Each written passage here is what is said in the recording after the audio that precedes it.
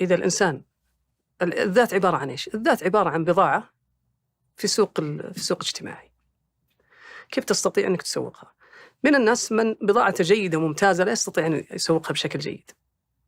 من الناس العكس، بضاعته رديئة وحاشاكم لكنه قادر على تسويقها بشكل جيد. لذلك ننخدع في كثير من الأحيان بالانطباعات الأولية، انطباعات التوظيف، انطباعات العلاقات، انطباعات المناسبات المفتوحة. يعجبني هذا ويعجبني هذا وهذا أكش منه وهذا شكله مو مريح وهذا. هو كيف تقدم نفسك الآخرين. الإنسان اللي يرى أن بضاعته غير جيدة لن يسوق لها بشكل جيد، وإن سوق لن يكون مؤمن بها ولن يلاحقك لتشتريها لأنه غير مؤمن فيها أصلا يعني. كذلك الذات، إذا أنت مش واثق من ذاتك لا تقدرها، لا تتقبل بثورك ولا صلعتك ولا طولك ولا قبيلتك ولا لونك ولا فإن أي نظرة ازدراء قادرة أنها تكسرك. ولذلك ينزوي الإنسان في بعض المناطق التي أو بعض اللقاءات الاجتماعية التي يظن أنه غير مرحب فيه. من هنا جت فكرة أن لا، خلني الذات كيف أقويها. فإذا قويت الذات بدأت أصلحها لأصلح بذلك العلاقات. وكان هذه فكرة كنت تتوقع أن يعني كنت تشوف أن ذاتك غير حاضرة ما قدرت تسوقها، ولا وش بالضبط اللي في البدايات يعني إيه؟ أو من موضوعنا زين لكن لا عادي ودي أعرف يعني إيه أنا أقصد أنه لأن ودي نتحدث عن العلاقات أكثر بتكلم لأن باب الذات ضخم جدا. بس جزء من العلاقات علاقة مع الذات، واحدة من أركانها أصلا. أي واحدة من الأركان. هل هي أهمها؟ وش أنواع العلاقات؟ قبل أنواع لو نقول أركان، لأنك ذكرت أركان إذا تأذن لي. الأركان 4. أذنك. أركان 4. أول شيء العلاقة مع الله سبحانه وتعالى. الله يقول سبحانه وتعالى إن الذين آمنوا وعملوا الصالحات سيجعل لهم الرحمن ودا. في ناس لا ينفعك ولا سوى لك شيء ولا أعطاك شيء لكنك تحبه، تشوفه ترتاح له، تقبل عليه، تثق فيه بدون أي سابق تجربة. هذا شيء من الله سبحانه وتعالى. فالعلاقة مع الله، العلاقة مع الخالق تؤثر في العلاقة مع المخلوقين. فهذا ركن كبير جدا ومشحون النصوص الشرعية في قضية تمتين العلاقة مع الله سبحانه وتعالى. وحسن التعامل مع الله، حسن الخلق مع الله هو قائم على 3 أشياء. قائم على تصديق أخباره والرضا بأقداره واتباع أوامره. الذي يتبع أوامر الله سبحانه وتعالى يصدق أخباره ويرضى بأقداره، هذا هو الذي يحسن الأدب مع الله سبحانه وتعالى. ثم الركن الثاني العلاقة مع الذات.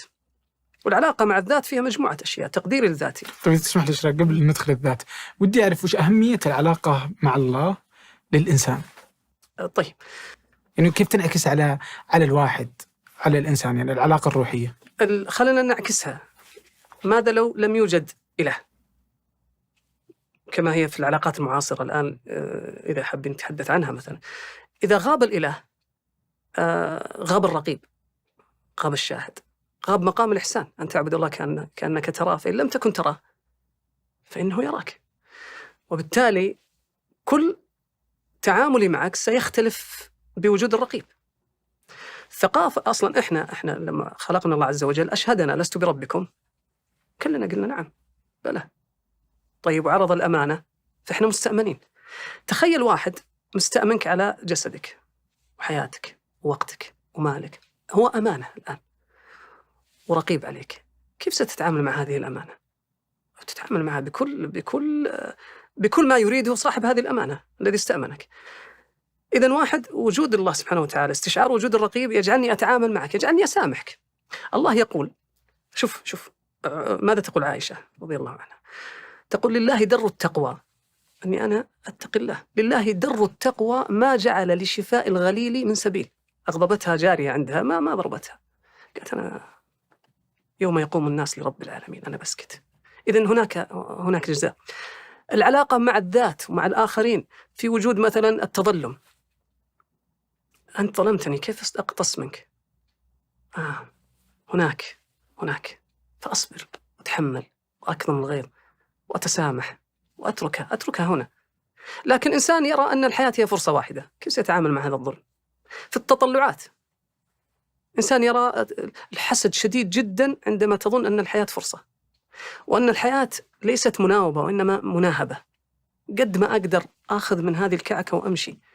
لكن لما تكون تطلع إن شاء الله في الجنة، إن شوف بعض الناس يقول لك لا إن شاء الله هذه إن شاء الله في الجنة. طيب حلو. لذلك النبي صلى الله عليه وسلم إذا رأى شيئا يعجبه من الدنيا ماذا قال؟ قال لبيك. يقول الله إن العيش عيش الآخرة. هذه الدنيا هذه قشور وكذا، هذه يخلي الإنسان يهدى.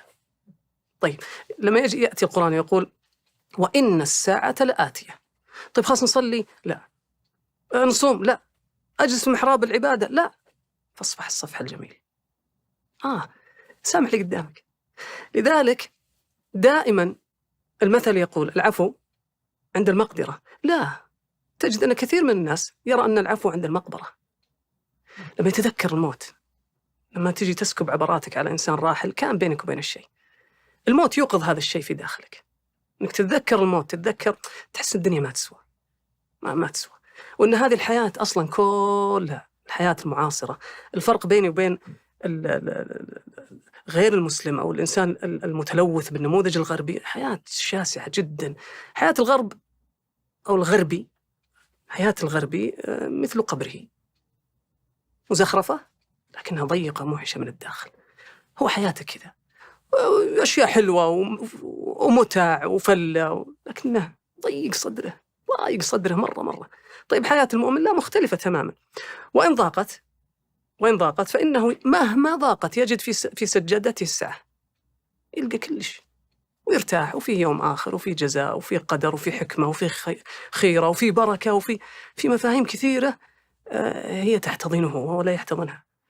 هذه من الفروقات الكبيرة إذا استشعرنا وجود الله سبحانه وتعالى، أن التعامل مع الآخرين يتحول إلى علاقة إرضاء لله سبحانه وتعالى، وأنه لا يصغر ولا يكبر هذا التعامل عندما يقيمه الله سبحانه وتعالى. كيف؟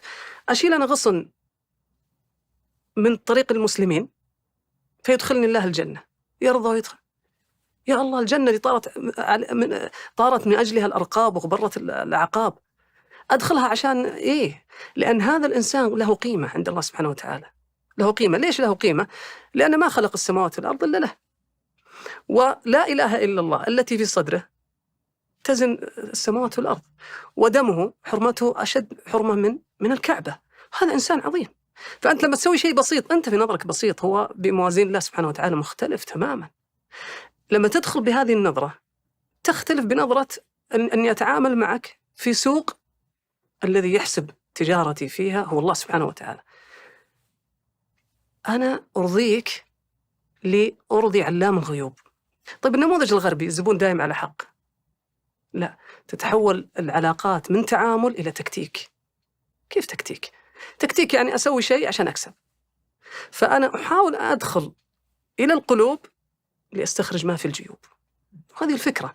العميل دائم على حق وأنت كويس ورائع، كيف أخذ منك؟ هنا لا أعمم، أنا أتكلم عن نموذج هنا ونموذج هنا. يعني هذه أشياء إذا استحضر الإنسان معية الله عز وجل في التعامل معها، في أشياء كثيرة ستتغير. هذا